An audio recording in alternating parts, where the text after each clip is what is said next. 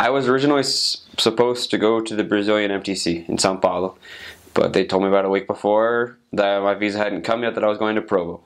And the whole time I was in Provo, we wait to see if our visa's going to come.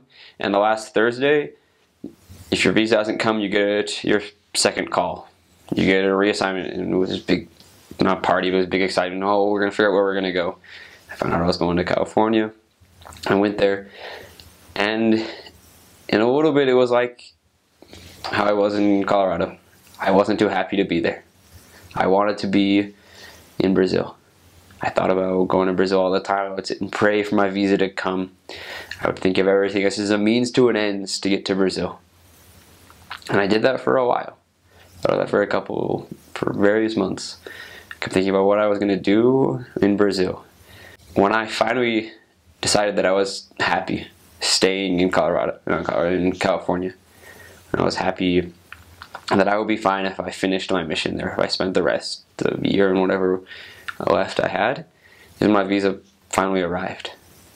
That's one of the things I feel like I had to learn, is that I needed to understand it didn't matter where I was, that I was doing the Lord's work. It didn't matter what area I was in, didn't matter who was there, who was my companion, but the Lord's work is the same everywhere.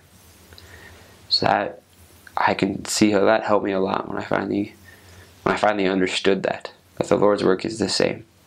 It was a bigger mission. We had about 230 something missionaries, and about half the missionaries had cars, so that was different. I was on a bike for the 10 months, or a couple months I was there, so that was quite a bit different than Brazil.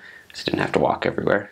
My first area was a rather, before going to Brazil, what I would have considered a poorer area, with what we considered kind of like the ghetto part of Sacramento. And that was rather eye-opening to see the differences of my home in Utah, where I lived before in the middle class, to go where there's gangs in the streets and things. And then my next area was a really rural area in the middle of pretty much nowhere. In my area, we had part of the town and about 30 miles of just farmland and small houses out in the farmland that we rode on our bikes. And I really wanted, because when I arrived at that area, I didn't really know what I was doing on my mission, but my companion didn't really have much desire. Like, he had pretty much given up on the area. And I didn't know how to work with members, I didn't know how to do anything, so I decided, well, we're going to go tracting. So for an entire transfer, we tracked it and we tracked it and we tracked it, because it was the only thing I knew how to do. And we felt relatively good. We weren't really having any success.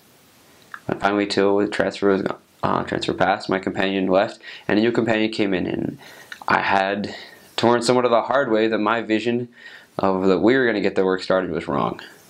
That we had to work with the members. That tracting wasn't really going to do a whole lot for us. It's going knocking doors wherever an area that looked kind of cool. And we started working with the members a lot. We'd go over and we'd teach the members of the restoration and have them think about their friends. And I think about the less active members that they know, the people that need to hear that message. And I really saw the work improve in that area. And we started getting referrals, not just from the members that we were teaching and helping, but from other wards. And in places that we wouldn't have been able to tract. In houses out in the middle of nowhere, that we would have ridden our bike out there to knock on that door.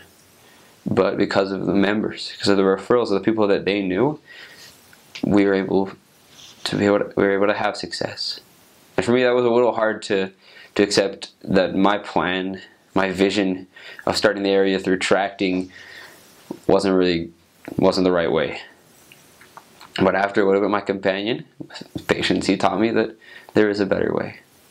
I wasn't in English areas the entire time. I sometimes had time to practice with the members who served in Brazil, but really the only practice I had was reading the Book of Mormon. So that's why after a couple months, the church they started the program that if you wait for more than a couple transfers for your visa, that you go back to the MTC. So I didn't go back to the Provo MTC, but when I finally got my visa, I went straight to the São Paulo MTC for 2 weeks.